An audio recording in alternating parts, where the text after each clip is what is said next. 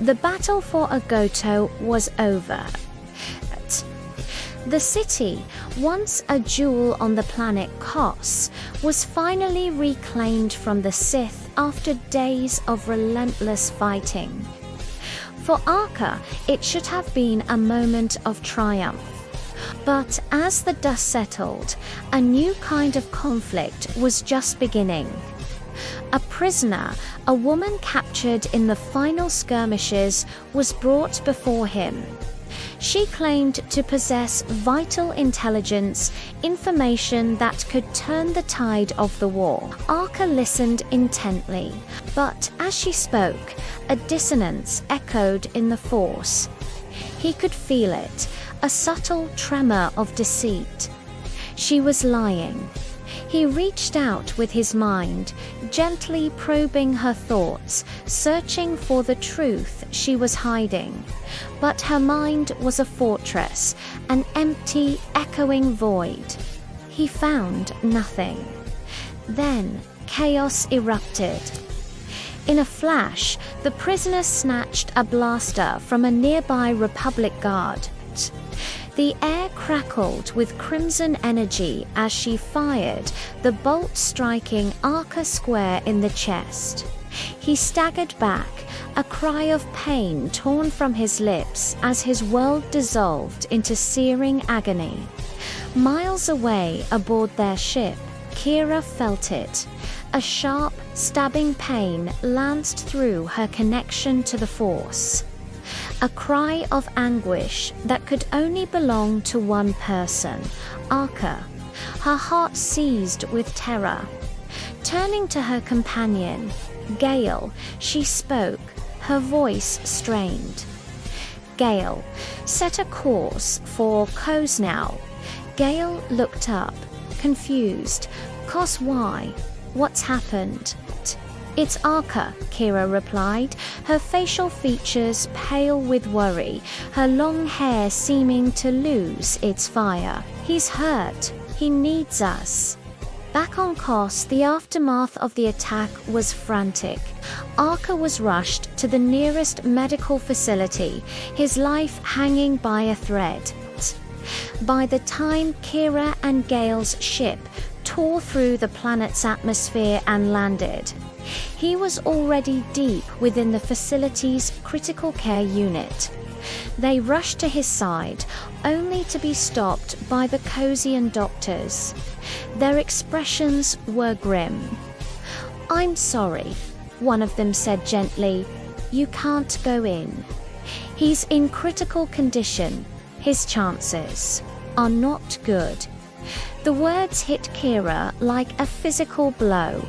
The universe seemed to tilt, the sounds of the busy facility fading into a dull roar. Gale placed a comforting hand on her shoulder, her presence a small, steady anchor in a sea of despair. News of the victory at Agoto and the tragic price it cost reached the Queen of Kos. The monarch listened to the report, her face a mask of regal composure. But when she heard of Arca's condition, her expression hardened with resolve. Her generals pleaded with her to remain in the safety of the palace, but she would not be swayed. "He saved my city," she declared. "I will not abandon him." She immediately departed for the medical facility. Meanwhile, hidden deep within the Republic's own ranks, Sith spies relayed the news to their master. Arcadia Arca's most dangerous enemy and a being of pure malevolence received the report. Arca was dying. A cruel smile touched his lips, but their treachery did not go unnoticed. Republic intelligence, ever vigilant, closed in. The spies were discovered, their secret communications intercepted. They were captured before they could do any more harm, but the message had already been sent. In the medical bay, the rhythmic beeping of Arca's life support monitor suddenly flatlined into a single, piercing tone. He was gone. A wave of cold emptiness washed over Kira through the force. "No," she whispered, her voice breaking. She burst past the doctors, into his room. He lay still, his face pale, the life faded from him. "Do something." She begged the medical staff, tears streaming down her face. "Please, you have to do something." But they could only shake their heads, their faces etched with sorrow. There was nothing more they could do. Kira collapsed into Gale's arms, her body racked with sobs. It was in this moment of absolute despair that the Queen of Kos arrived. She swept into the room, her presence commanding and serene. She looked at the grieving Kira, then at the lifeless form of Arca on the biobed. "He saved my people," the Queen said, her voice resonating with ancient power. "Now I will save him." She approached Arca, her hands glowing with an ethereal, otherworldly light. She began to chant in a language as old as the stars themselves, weaving a tapestry of ancient alien magic. The air in the room grew thick, vibrating with an unseen energy. Slowly, miraculously, a faint breath escaped Arca's lips. Then another. The flat line on the monitor flickered, then stuttered back into a slow, steady rhythm. He was breathing. Kira stared, speechless, her grief replaced by overwhelming awe and gratitude.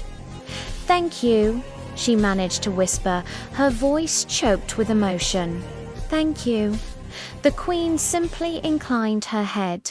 "You are welcome." Later, as the Kosian doctors stared in disbelief at their patient's miraculous recovery, they asked the Queen why. But why had she used her sacred power to save this outsider, this rogue Jedi? Her answer was simple, yet it carried the weight of prophecy. Because, she said, her gaze distant, "I believe he is the only one who can stop Arcadia." In the days that followed, Arca slowly recovered. Under the watchful eye of Kira and the expert care of the Kosian medics, his strength returned. The day he finally opened his eyes and saw Kira sitting by his bed, a weak smile touched his lips. Overjoyed, Kira leaned in and kissed him, a gentle, tender press of her lips against his, a promise of hope and a future she had thought was lost forever. Their reunion was interrupted by the arrival of a Republic captain. "Commander Arca," he said with formal respect, "I have orders. You're being relocated to a secure facility to complete your recovery." Kira's head snapped up. "We're going with him." It wasn't a request. Gale stood beside her, her expression resolute. The captain, seeing their determination, wisely agreed. Before they left, Arca sought out the Queen of Kos. "I owe you my life," he said, bowing his head in gratitude. "I don't know how I can ever repay you." The Queen smiled. "Repay me by living, by finishing what you started." As a parting gift, she presented him with a small, swift starship of his own. "A vessel for the journey ahead," she explained. And so Arca, Kira, and Gale departed from Kos, a new, stronger alliance forged in the crucible of near-death and miraculous recovery. But far away, the news of Arca's survival reached its intended recipient. Arcadia, his clone, his dark reflection, was not pleased. He was furious. The report of Arca's death had been a lie, a trick. He stood before his assembled armies, his face a mask of cold fury. "The time for waiting is over," he roared, his voice echoing across the ranks of his Sith followers. "He is alive. Find him. Find the Jedi Arca and bring him to me. I will destroy him myself and extinguish his light from the galaxy forever." One of his underlings, a former spy, spoke up, and the girl, Kira, Arcadia's eyes narrowed, a flash of cold calculation in their depths. He had once seen Kira as a pawn, a weakness to be exploited. But now he saw the truth. "Forget the girl," he snarled. "Arca is the true threat. He is the one who stands between me and absolute power. Focus all our efforts. Find the Jedi." His order was absolute, a promise of a coming storm that would shake the very foundations of the galaxy. The hunt had begun.